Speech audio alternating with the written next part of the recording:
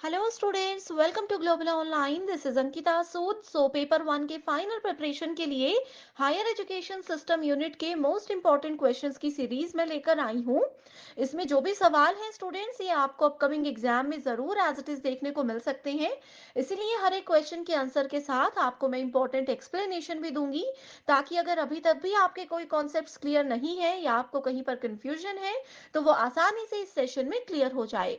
तो चलिए फिर स्टूडेंट्स, इसी के साथ आज के इम्पोर्टेंट सेशन को शुरू करते हैं। स्टूडेंट्स, पेपर वन में आप सबको हेल्प करने के लिए एक कंप्लीट कोर्स में लेकर आई हूँ, जिसमें अगले 30 दिन के अंदर आपको रोज 2 से 3 लाइव लेक्चर्स के साथ पेपर से पहले 100% सिलेबस तो कवर करवाया ही जाएगा। साथ ही आपके रिवीजन के लिए full syllabus MCQs and PYQs भी दिए जाएंगे, जिसमें कि आपको कुछ ऐसे ट्रिक्स बताऊंगी जिससे इजीली करेक्ट आंसर को पेपर में आइडेंटिफाई किया जा सकता है। फाइनल प्रिपरेशन के लिए अपडेटेड मॉक टेस्ट है and 5000 plus MCQ question bank है, जो कि एक्सप्लेनेशन के साथ आपको मिलेगा। एंड यकीन रखिए कि इसमें से एज इट इज सवाल पेपर में आपको देखने को मिल सकते हैं। लिमिटेड पीरियड के लिए ये डिस्काउंट आपको दिया जा रहा है। इसके लिए आपको गिवन नंबर्स पर व्हाट्सएप के थ्रू कॉल या मैसेज करके पूरी जानकारी लेनी है। साथ ही स्टूडेंट्स, फ्री वीडियोस और मॉक टेस्ट के लिए ग्लोबल ऑनलाइन ऐप को डाउनलोड कीजिए। स्टोर सेक्शन पर सर्च बार में आपको लिखना है कोर्स का नाम। कंटेंट पर जाते ही आप देखोगे कि यूनिट वाइज फोल्डर्स हैं, जिससे कि आप कभी भी किसी भी यूनिट से अपनी रिवीजन को स्टार्ट कर सकते हो। आपके स्टेट के अलावा अदर स्टेट्स के पीवाईक्यूज भी हम आपको देते हैं प्रैक्टिस के लिए, ताकि आपको अपकमिंग एग्जामिनेशन के लिए एक आइडिया मिल जाए कि किस लेवल के सवाल पूछे जा रहे हैं। तो ये एक ऐसा कोर्स है जो डेफिनेटली स्टूडेंट्स आपको एग्जाम क्वालिफाई करने में हेल्प करेगा। हमारा पहला क्वेश्चन है, some of the most notable universities that evolved during the ancient period in India were situated at. Bharat में प्राचीन काल में विकसित हुई कुछ यूनिवर्सिटीज हैं, उनके नाम आपके सामने गिवन है। आपको बताना है कि कौन कौन सी यूनिवर्सिटीज उस कैटेगरी में आती है। पहला ऑप्शन है तक्षशिला, विक्रमशिला, जगदला, उदंतपुरी एंड नालंदा। 5 यूनिवर्सिटीज के नाम है। आई होप आपने ये नाम जरूर सुने होंगे। वीडियो को पॉज कीजिए एंड करेक्ट आंसर को यहाँ पर सेलेक्ट कीजिए। करेक्ट आंसर होगा option number 1, that is ABCDE। ये जितनी भी यूनिवर्सिटीज हैं, सारी की सारी प्राचीन काल के दौरान की इंडियन फेमस यूनिवर्सिटीज हैं। इसके अलावा और भी कुछ यूनिवर्सिटीज हमारे पास आती हैं, जैसे कि पहली है शारदा पीठ। ठीक है, पहली है शारदा पीठ, दूसरी है कश्मीर समस्त, तीसरी यूनिवर्सिटी है पुष्पगिरी विहारा। नेक्स्ट आ जाती है विक्रमपुर बिहारा। ठीक है, ये कुछ यूनिवर्सिटीज हैं जिनके नाम आप लोगों को याद रखने हैं। Next question is, in the context of vocational education, competency level 8 as पर NSQF is equivalent to what. अगर हम लोग वोकेशनल एजुकेशन की बात करें, वहां पर NSQF के अंडर अगर किसी स्टूडेंट को कॉम्पिटेंसी लेवल 8 के अंदर माना जाता है, तो वो कौन से डिग्री के इक्विवेलेंट होगा, ये इसमें पूछा गया है। क्या वो डॉक्टरल डिग्री यानी कि PhD डिग्री के बराबर होगा, अंडर ग्रेजुएट, डिप्लोमा या मास्टर डिग्री। सबसे पहले देखो स्टूडेंट्स, मैं आपको बता देती हूँ कि जो भी स्टूडेंट्स NSQF लेवल 8 से लेकर के लेवल 10 के बीच में एनरोल होते हैं किसी भी मास्टर डिग्री के लिए या फिर किसी भी रिसर्च डिग्री के लिए, उनको जनरल लेवल पर मास्टर डिग्री के इक्विवेलेंट माना जाता है। करेक्ट। ये बहुत इंपॉर्टेंट क्वेश्चन है, एग्जाम में जरूर आ सकता है। Next question is statement based question है। in India, increasing access to higher education has been constrained by low completion rates at secondary education stage। बहुत ही सिंपल से स्टेटमेंट बोली है कि भारत में जो हायर एजुकेशन की इंस्टीट्यूशंस है, उनकी बढ़ती पहुंच, यानी कि लोग हायर एजुकेशनल इंस्टीट्यूशंस में इजीली पहुंच रहे हैं, उनकी ये इजीली एक्सेस जो हमारे सेकेंडरी एजुकेशन है यानी कि माध्यमिक शिक्षण के जो स्टेज है, उन पर कम पूर्णता दर से बाधित हुए हैं। एंड इसकी स्टेटमेंट 2 बोलती है कि 2030 तक all multidisciplinary higher education institutions will be close down. इसकी वजह से ये आइडिया लगाया जा रहा है कि 2030 तक जितने भी मल्टी डिसिप्लिनरी इंस्टीट्यूशन है, यानी कि वो बड़े बड़े यूनिवर्सिटीज इंस्टीट्यूट्स जहां पर सभी तरह के कोर्सेज करवाए जाते हैं, वो जल्दी ही बंद हो जाएंगे। ये इस क्वेश्चन में पूछा गया है। आपको क्या लगता है करेक्ट आंसर क्या होगा, जल्दी से कमेंट करके बताइए। तो इसका करेक्ट आंसर है option number 3, that is statement 1 बिल्कुल ट्रू है, बट स्टेटमेंट टू बिल्कुल फॉल्स है।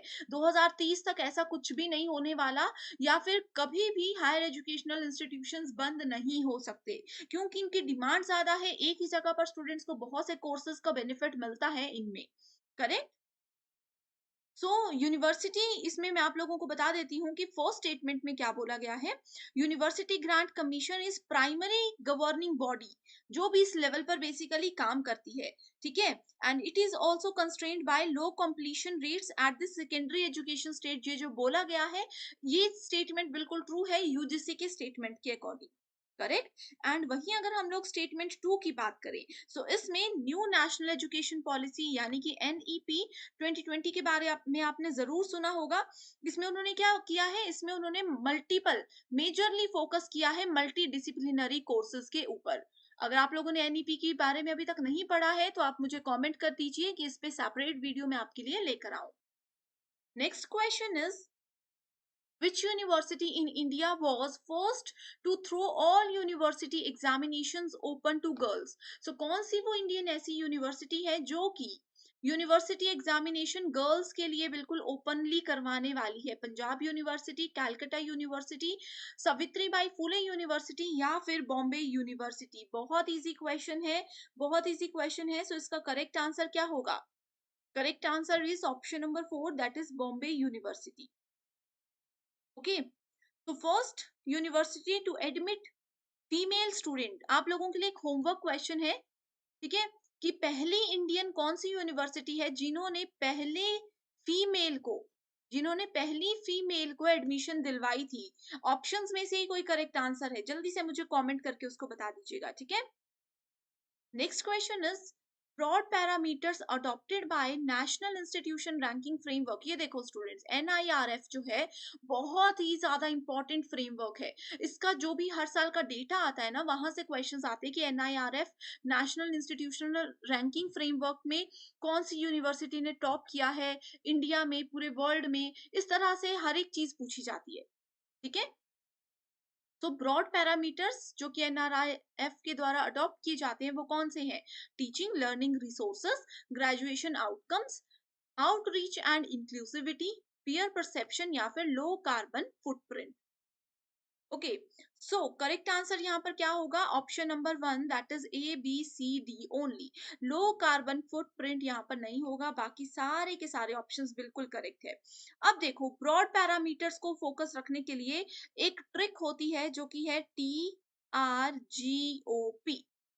TRGOP, टी का मतलब होता है टीचिंग लर्निंग रिसोर्सेस, आर का मतलब होता है रिसर्च प्रोफेशनल्स। यहाँ पर ऑप्शन में नहीं है लेकिन नोट कर लीजिए, आर से होता है research professional practice and collaborative performance, जो भी रिसर्च के लिए लोग आगे बढ़ते हैं। जी से आ जाता है ग्रेजुएशन आउटकम्स, ओ से आ जाता है outreach and inclusivity, and P से क्या आता है? परसेप्शन। पी फॉर परसेप्शन, ठीक है। सो इस तरह से आप लोगों ने इसको याद रखना है। Next question is, in India, much of the central government expenditure on general higher education is routed through what?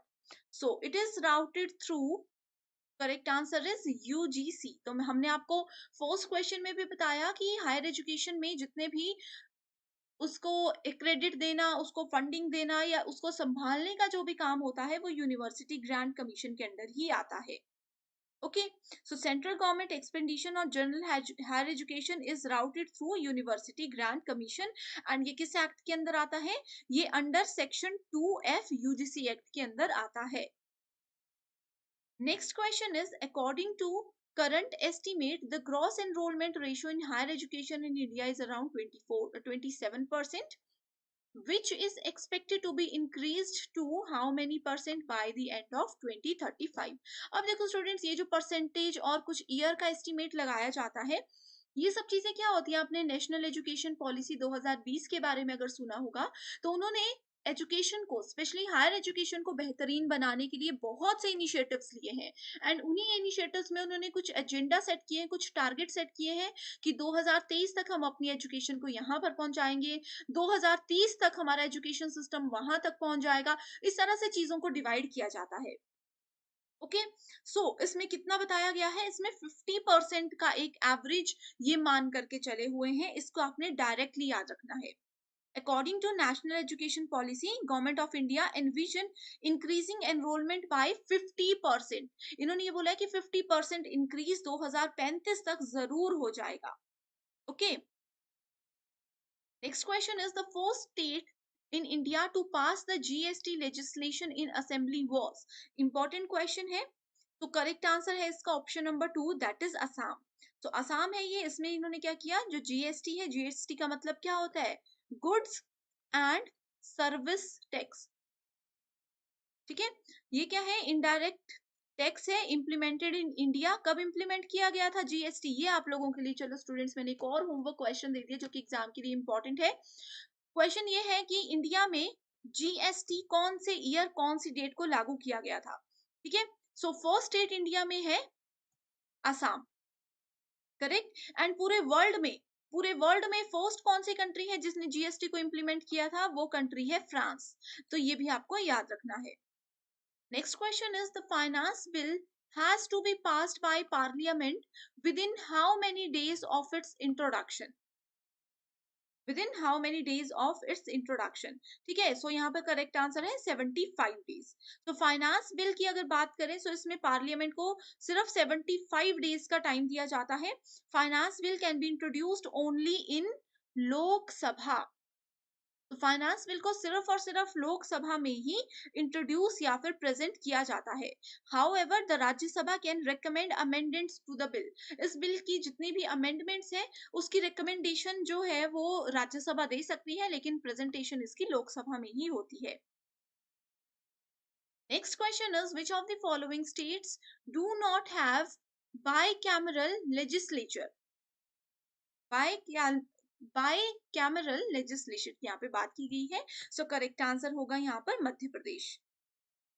ठीक है, उसी के साथ अगर हम लोग स्टूडेंट्स, यहाँ पर एक क्वेश्चन ये भी पूछा जा सकता है, यूनिकैमरल स्टेट लेजिस्लेचर क्या हो सकता है। ठीक है, इसमें क्या हो सकता है, only it has only one house to make a law. Unicameral में सिर्फ एक ही हाउस होता है जो कि लॉ बनाने में मदद करता है। ओके, तो इसी के साथ नेम्स ऑफ 6 स्टेट्स जिसके पास बाइकैमरल लेजिस्लेशन है। एक तो हमने मध्य प्रदेश बता दिया, उसके अलावा और क्या क्या है, आंध्र प्रदेश है, बिहार है, Karnataka, Maharashtra, Telangana and Uttar Pradesh. Next question is how many members represent the state of Uttar Pradesh in Lok Sabha. Lok Sabha में उत्तर प्रदेश के कितने मेंबर्स जो हैं वो स्टेट को रिप्रेजेंट करते हैं। Correct answer is option number 3, that is 80। इसमें आपको ज्यादा कुछ नहीं, बस इतना सा ही याद रखना है। ओके, तो next question is the country which has the highest number of higher educational institution. Most important, कौन सी कंट्री में उच्च शिक्षा संस्थानों की नंबर सबसे ज्यादा है। करेक्ट आंसर है इंडिया। इंडिया में ही ये सबसे ज्यादा है। India has most number of universities in the world. चाहे हायर एजुकेशन की बात करें और ओवरऑल बात करें तो इतने ही है। अकॉर्डिंग टू डेटा, अगर हम लोग जुलाई 2021 की बात करते हैं, उसके बाद ये एनालिसिस अभी चल रहा है, फाइनल नहीं हुआ है। जुलाई 2021 की अगर बात करते हैं तो इंडिया में 5288 टोटल यूनिवर्सिटीज थी। Okay,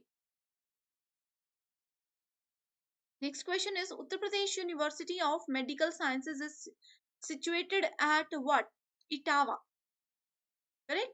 Next question is which of the following entries of the Indian constitutions deal with coordination and determination of standards in institutions for higher education or research or scientific and technical institution। बिल्कुल basic question है। Correct answer आ जाएगा यहाँ पर option number 4, that is entry 66। ठीक है, entry 66 आपको directly याद रखना है।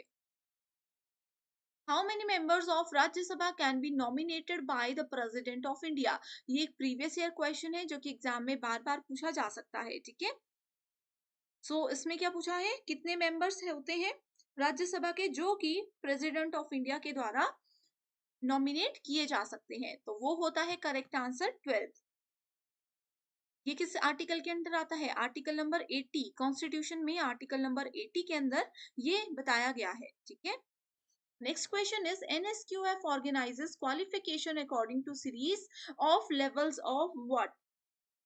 सो यहाँ पर करेक्ट आंसर है option number 1 knowledge skills and aptitude sorry.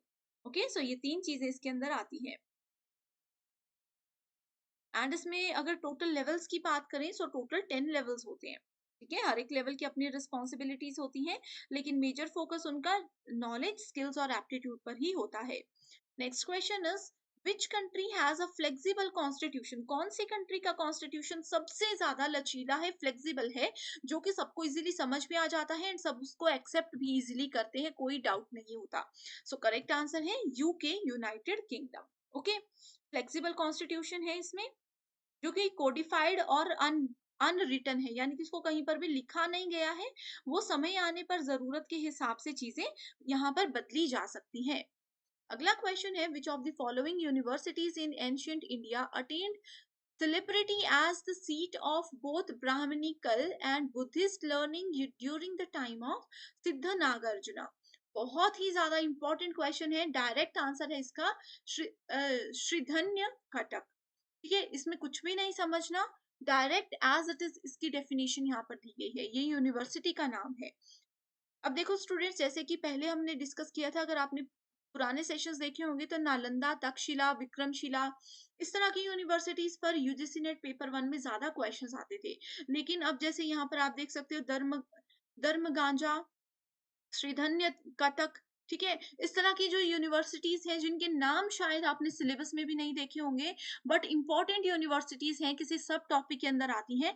अब एनटीए उस तरह के क्वेश्चंस पूछता है, तो ये थोड़ा सा हायर एजुकेशन के डिफिकल्ट लेवल के क्वेश्चंस हैं, जो कि जरूर एग्जाम में आएंगे ही आएंगे।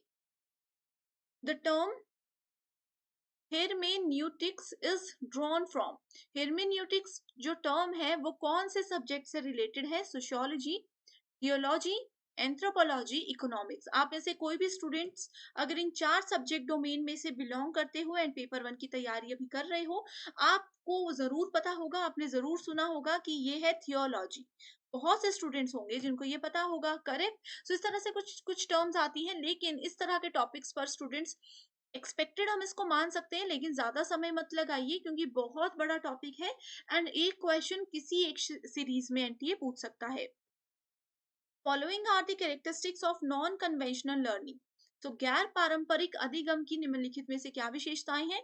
टीचर ओरिएंटेड होता है वो, यानी कि जो शिक्षक बोले, जो शिक्षक का मन है, जैसा वो चाहे वो पढ़ा सकते हैं।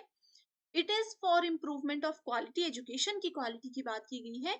Cost effective, it is link to employment and it is on campus, यानी कि सिर्फ ये परिसर में ही, कॉलेज कैंपस में ही हो सकता है। सो करेक्ट आंसर क्या है? Option number 2, that is B, C and D only. Okay, so I hope students ये concepts आपके clear हो चुके हैं। Next question is the curriculum construction in Indian education is mostly influenced by? तो जो भी करिकुलम बनाया जाता है, जो भी पाठ्यक्रम बनाया जाता है, वो किससे हम इन्फ्लुएंस होकर के बनाते हैं? Correct answer is constitutional provisions. जो भी हमारे संविधान में, आपको पता है एजुकेशन से रिलेटेड बहुत सारे एक्ट्स हैं, बहुत सारे रूल्स हैं, उन रूल्स को ध्यान में रखते हुए ही ये सारी चीजें बनाई जाती हैं। कोई भी एजुकेशन मिनिस्टर या कोई भी बड़ी पॉलिसी कमीशन इसको अपने एंड पर नहीं बनाता, वो हमेशा संविधान को ध्यान में रखते हुए ही चीजें या हमारे पाठ्यक्रम को डिजाइन करते हैं। Next is the ultimate purpose of comparative education is? तुलनात्मक शिक्षा का क्या मेजर रोल होता है? Correct answer is adapting feasible educational programmes by scientifically studying these in other regions, ठीक है? अपने प्रोग्राम्स को फिजिबिलिटी एजुकेशन, फिजिबल एजुकेशन होनी चाहिए, यानी कि आप कहीं पर भी कुछ भी पढ़ रहे हो, आप किसी भी यूनिवर्सिटी, किसी भी स्टेट से, किसी भी रीजन से अगर पढ़ रहे हो, तो आपको प्रॉब्लम नहीं होनी चाहिए। ओवरऑल इंडिया में एक ही लेवल की एजुकेशन अब दी जाएगी, ये भी NEP 2020 के अंडर काउंट किया गया है। The main problem for determining educational policy in India is that, so educational policies जो है इंडिया में, उसकी मेन प्रॉब्लम क्या है? प्रॉब्लम है, people with higher technical education do not find enough opportunities in India. बहुत से लोग ऐसे हैं जिन लोगों को नॉलेज बहुत है, स्किल्स बहुत है, लेकिन उनको जॉब अपॉर्चुनिटीज प्रॉपर नहीं मिलती। सीखने के लिए अगर किसी को मान लीजिए पर्सन को बचपन से टेक्निकल नॉलेज बहुत है या किसी और चीज का नॉलेज बहुत है, उसको वैसा प्लेटफॉर्म नहीं मिल पाता कि वो अपनी उन्हीं स्किल्स को शोकेस कर सके एंड कुछ बड़ा बना सके। Correct. In India, we are facing a problem of quantitative growth of higher education. So इसका best solution क्या है? इसका best solution है provide alternative opportunity for lifelong learning. सिर्फ अपना basic curriculum नहीं होना चाहिए, इसके अलावा कि बच्चे को अगर नॉलेज है, स्किल्स है, वो आगे जा करके लाइफ लॉन्ग लर्निंग करें कि जीवन भर उनको वो मदद हो, ऐसी एजुकेशन की यहाँ पर जरूरत है। Next question is which of the following bodies grant funds for higher education. Higher education को फंड्स कौन कौन देता है? देखो अभी हमने डिस्कस किया था, 2 बार क्वेश्चंस ये आ गए थे। करेक्ट आंसर है यूजीसी, तो इसमें आना ही था। उसके बाद स्टेट गवर्नमेंट भी फंड देती है एंड सेंट्रल गवर्नमेंट के अंदर जो भी चीजें आती हैं वो भी यूनिवर्सिटीज को फंड्स देती हैं, ताकि एजुकेशन अच्छे से हो सके, बच्चों को पूरी सुविधा, पूरी फैसिलिटीज मिल सके। तो आज के लिए ये 25 क्वेश्चंस हमने डिस्कस किए। आई होप स्टूडेंट्स आपने बिना चीटिंग किए इसमें बहुत अच्छा स्कोर किया होगा। आप जल्दी से हमें कमेंट कर दीजिए, अगर आपका स्कोर कम है तो भी आप हमें कमेंट कर सकते हो। हम कुछ नई स्ट्रेटेजीज, कुछ स्मार्ट ट्रिक्स और लेकर आएंगे, ताकि आप लोग इस कम समय में भी बहुत अच्छे से अपनी तैयारी कर सको। So thank you so much for watching the session and I wish you all the very best.